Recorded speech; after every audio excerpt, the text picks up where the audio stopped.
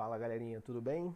Então hoje a gente vai falar um pouquinho de magnetismo, tá bom? Estamos entrando aí nessa parte da matéria que é bem legal, tem muitos efeitos curiosos, né? Muita coisa que vocês já viram e com certeza ficaram querendo saber como é que acontecia e tal. Então é nisso que a gente vai entrar agora, belezinha? Bom, falar de magnetismo é falar de ímãs, né? O que é um ímã? Né? Na verdade, o que é a gente não vai entrar agora não, daqui a pouco a gente fala. Agora a gente vai mais imaginar o comportamento dele, só para vocês saberem, né? Como é que isso começou. Existem regiões do planeta onde o solo tem muitos minerais, né? Então tem muito ferro e tal. E muitos metais, que eu queria dizer, tá bom? Então era comum que as pessoas achassem, né, no chão alguns pedaços, como se fossem pedras, né, de metais. Algumas dessas pedras tinham a propriedade de atrair ou repelir outras, beleza? E isso, óbvio, despertou a curiosidade das pessoas e as pessoas começaram a tentar estudar e foram entendendo aos poucos como é que funcionava essa atração e repulsão. E essas pedras foram chamadas de ímãs, né? Tem umas histórias malucas aí que dizem do porquê do nome, imã. Alguém, eu li em algum lugar que vem do francês, que amant em francês quer dizer amante, e aí imã vem disso, que era a pedra dos amantes que se atraíam. Enfim, não é isso que é o mais importante pra gente aqui, tá bom? Então, como é que a galera começa estudando? Eles começam percebendo as propriedades, tá bom? Então a primeira propriedade que perceberam foi essa. Todo ímã tem dois polos. O que é, ou melhor, o que são os polos de um ímã? São as regiões onde os fenômenos são mais intensos. Todo mundo sabe que o ímã atrai algumas coisas, né? Então, significa dizer o seguinte: se eu pegasse várias moedinhas ou vários pedacinhos de ferro, que vocês sabem que são atraídos por ímã, e jogasse no ímã todo, existiriam algumas regiões onde os pedacinhos de ferro iam grudar muito, outras regiões onde eles iam grudar bem pouquinho. Tudo bem? Então, as regiões onde os fenômenos são mais intensos, ou seja, onde os pedacinhos de ferro são muito atraídos, são chamadas de polos, belezinha? Então, esse ímã que eu desenhei aqui é o mais comum, em forma de barra, mas tem vários ímãs, tem vários formatos de ímã. Todos eles vão possuir dois polos. E o curioso é que esses ímãs ganharam nomes, né? Esses polos ganharam nome de norte e sul. E vocês já vão entender o porquê disso. Por causa da segunda propriedade. As pessoas perceberam que toda vez que eles penduravam o ímã pelo centro, eles se orientavam sempre do mesmo jeito. É mais ou menos o seguinte, aqui eu estou com, sei lá, um controle remoto. Se eu amarrar o controle remoto e pendurar por um fio, ou se eu colocar o controle remoto aqui na minha mão, se eu conseguir equilibrá-lo, eu consigo manter o controle em qualquer direção, beleza? Um ímã, se você pendurar ele pelo centro, você não vai conseguir mantê-lo apontando para qualquer direção. Eles sempre vão virar devagarzinho e ficar apontando na mesma direção. Isso era uma coisa muito curiosa, né? A galera queria muito entender o que era isso. E com o passar do tempo, perceberam que essa direção coincidia com a direção geográfica dos polos da Terra. Ou seja, as pessoas perceberam que existia um dos polos do ímã que sempre apontava para o sul da Terra e um outro polo que sempre apontava para o norte da Terra. E aí tiveram uma das ideias que mais vai complicar a cabeça de vocês, que foi de usar os polos da Terra para dar nome para os polos do ímã. Então resolveram, atenção nisso, resolveram chamar o cara que apontava para o sul da Terra de Polo Sul e o cara que apontava para o norte da Terra de Polo Norte. Ah, isso não é o contrário não? Não, não é o contrário não, foi isso aí mesmo. Belezinha? Então repara, o que é o polo norte do ímã? É aquele quando você pendura, ele se orienta na direção norte da Terra. E o polo sul do ímã é aquele quando você pendura, ele se orienta na direção sul da Terra. Tranquilão? Isso vai gerar uma confusão na cabeça da gente daqui a pouco. Belezinha? Outra coisa que é importante, pô, pensa comigo, galera, toda vez que tu acha uma pedra ou tu acha alguma coisa, sempre vem dois pedaços grudados. Você nunca acha um pedaço só, sempre acha dois pedaços. Primeira coisa que você e esse seu espírito destruidor vai querer fazer é quebrar, ou seja, separar Polo Norte do Polo Sul, não é isso? Então, também foi o que as pessoas quiseram fazer. Quiseram fazer, né? Que eles iriam é difícil. Então foi isso que a galera tentou fazer. Separar. Claro que com a tesoura não vai rolar, mas eu só sei desenhar tesoura. O que o pessoal imaginou, galera? Que quando cortassem os polos do ímã, iam aparecer aqui em cima um polo norte e embaixo um polo sul, e show de bola. Só que não foi bem isso que aconteceu. Quando a pessoa tenta quebrar os polos de um ímã, você até consegue quebrar. Mas o que acontece é isso aqui, ó. Surgem dois novos ímãs e não dois polos separados. Então, a parte de cima surge um polo norte e um polo sul. E na parte de baixo também surge um polo norte e um polo sul. Se você tentar separar de novo, acontece de novo. E assim vai. Tudo que não importa quão pequeno fique o ímã, ele sempre vai ter polo norte e polo sul. Isso aí, inclusive, é uma coisa para a gente pensar. Até onde será que eu consigo separar ou quebrar uma coisa? Será que essa pedacinho que eu vou chegar também vai ter polo norte e polo sul? Daqui a pouco a gente volta para isso. Então, se liga, queridos. Essas três propriedades todo ímã possui. Sempre tem dois polos. Se você pendurar pelo centro, eles vão se orientar na direção norte-sul e é impossível separar esses dois polos. Belezinha? Isso me dá vontade de explicar algumas coisas. Por exemplo, por que um ímã aponta para o sul da Terra e para o norte da Terra, né?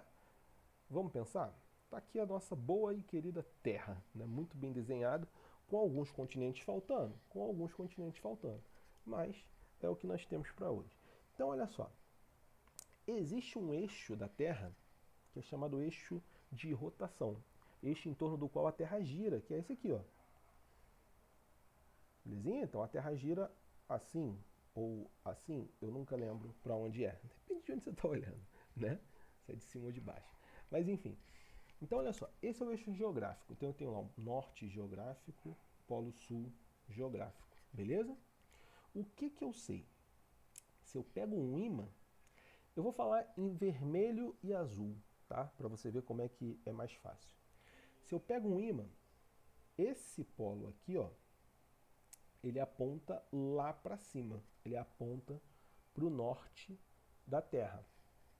Então, aliás, galera, eu acabei deixando de passar uma propriedade importantíssima dos ímãs, eu esqueci de colocar aqui, e é aquela que eu acho que todo mundo lembra, né? Vou voltar nela bem rapidinho, que é a propriedade da atração e repulsão, né?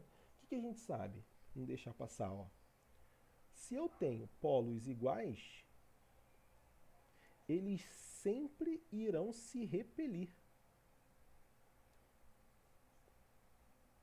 E se eu tenho polos diferentes, eles sempre irão se atrair. Então, se eu botar norte com norte, rola uma repulsão. Se eu botar sul com sul, rola uma atração. Essa eu sempre esqueço de falar quando eu estou dando aula. Incrível. Mas enfim, volta para cá então. O que significa dizer que o polo vermelho aponta lá para cima? Significa que ele é o quê? Atraído. O que atrai um polo vermelho? Não pense em norte-sul. O que atrai um polo vermelho? Um polo azul. Então, será que é muito ruim se eu afirmar que aqui em cima eu tenho um polo azul que atrai aquele polo vermelho? E da mesma forma, né? O azul não aponta lá para baixo, então ele é atraído aqui por baixo. Então será que também é ruim demais se eu falar que rosa não, né? Se eu falar que aqui eu tenho um polo vermelho? Não, não é. Porque é exatamente isso que acontece. Beleza? Então lá em cima, lá no polo norte geográfico, eu tenho um polo magnético que atrai o norte do ímã. Qual é o polo magnético que atrai o norte do ímã? Está escrito aqui, ó, para você. Polo sul magnético. Belezinha? Agora, lá embaixo, lá no sul geográfico, eu tenho um polo que atrai o sul do ímã. O que atrai o sul de um ímã? Norte magnético. Aí a galera chega para você e fala assim, os polos geográficos são invertidos em relação aos polos magnéticos. Na verdade, a galera aqui escolheu nomes ruins, concorda? Porque se você tivesse aqui, ó, polo azul e polo vermelho, não tinha nada de inversão nenhuma, belezinha? Mas enfim, o importante é que você lembre que que o nome dos polos do ímã vem e foram dados, né, por causa dos nomes dos polos da Terra, né? Então, quando descobriram e começaram a trabalhar o ímã, já se falava em norte e sul, porque são coordenadas geográficas que vêm de muito cedo da humanidade. Belezinha? Então, isso que é o importante, tá bom? Então, é por isso que o ímã se orienta dessa forma, e isso aqui, naturalmente, faz com que a gente pense num instrumento que é chamado de bússola, né? O que é a bússola? Só simplesmente um ímã que está pendurado pelo centro. Ah, mas a bússola não aponta sempre para o norte? Sim, porque é um ímã. Todo ímã tem um polo que aponta para o norte. E ao mesmo tempo tem um polo que aponta para o sul. Tá? O problema é que a bússola eles só pintam o norte. O sul eles não pintam. Então vai falar que aponta sempre para o lado de lá. Mas na verdade o outro lado está apontando também.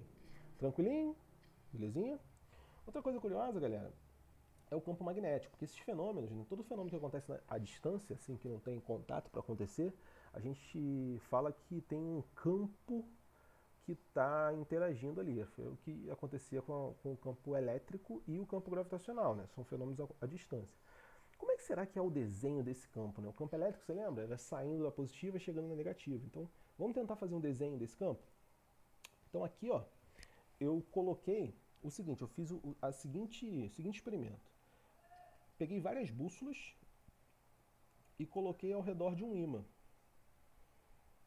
Lembra que bússolas também são ímãs, né? Então, por exemplo, aqui, ó, vamos pegar essa relação aqui, ó. Esses dois polos, norte e sul, eles se atraem. Então a bússola ela vai virar daquele jeito, tá vendo?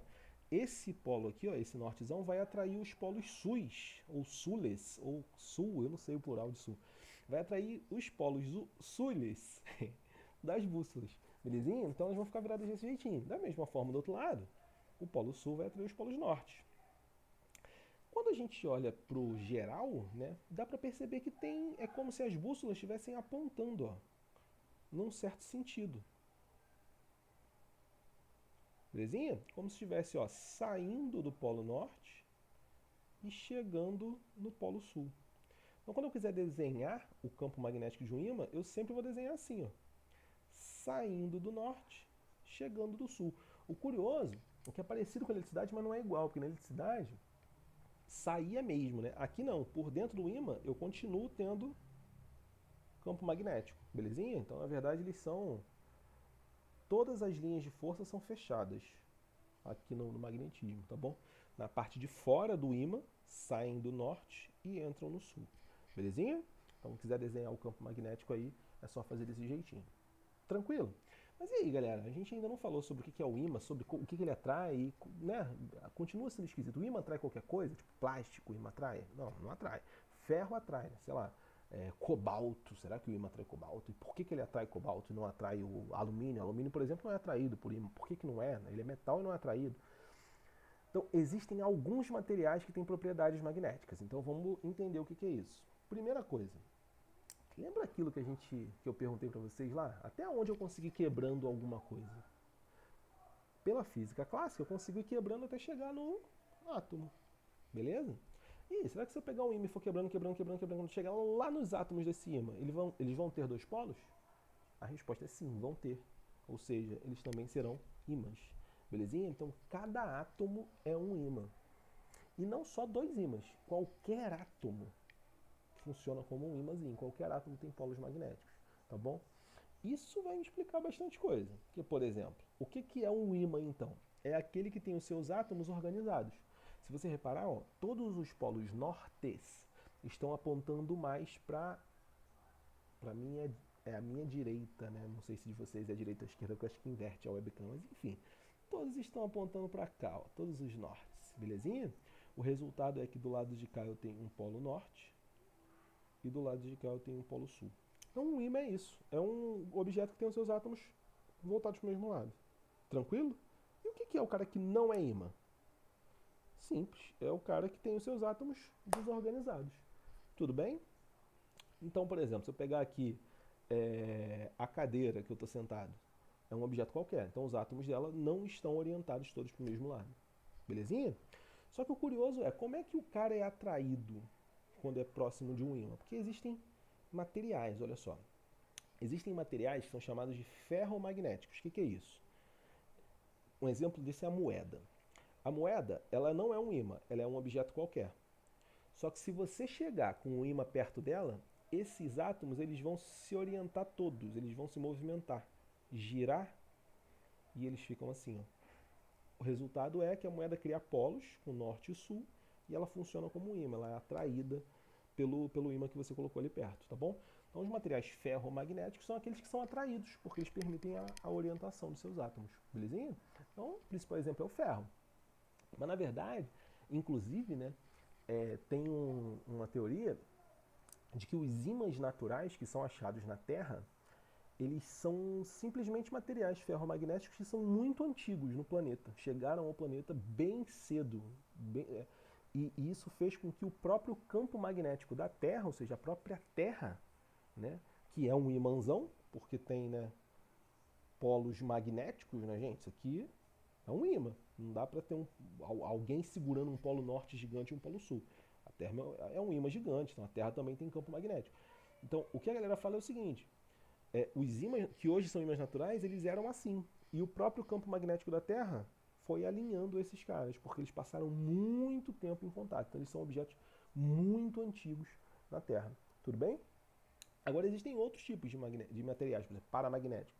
Se eu chegar com um ímã perto de um pedaço de plástico, não acontece nada. Nada, nada, nada, nada. Quer dizer que eles estão desorganizados e continuam desorganizados. Beleza? Esse é o material paramagnético, aquele que não é atraído. Agora, tem alguns materiais que são chamados de diamagnéticos. E eles são repelidos por ímãs. Eles fazem os seus átomos se alinharem ao contrário ao campo que está sendo submetido, tá bom?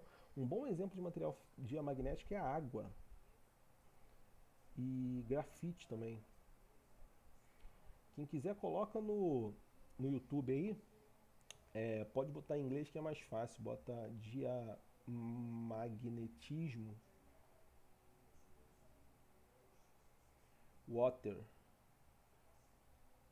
Vocês vão achar com certeza aí um videozinho mostrando a água sendo repelida por ímãs. Né? Tem que ser ímã muito forte, porque essa repulsão é bem fraquinha, então só dá para visualizar quando isso é bem forte, tá bom?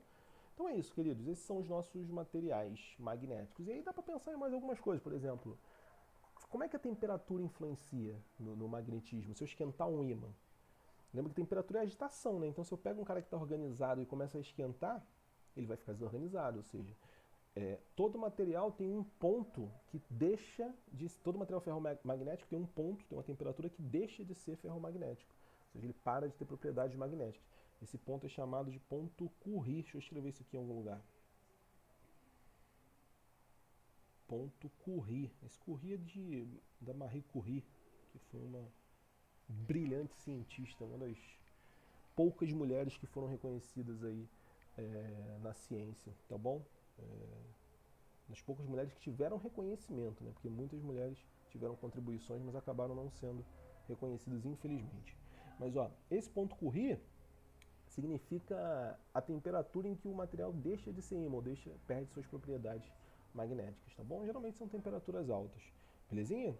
Então é isso, queridos. Vou deixar aí a página para vocês tirarem print, sair aqui da frente e até a próxima. Tchau, tchau.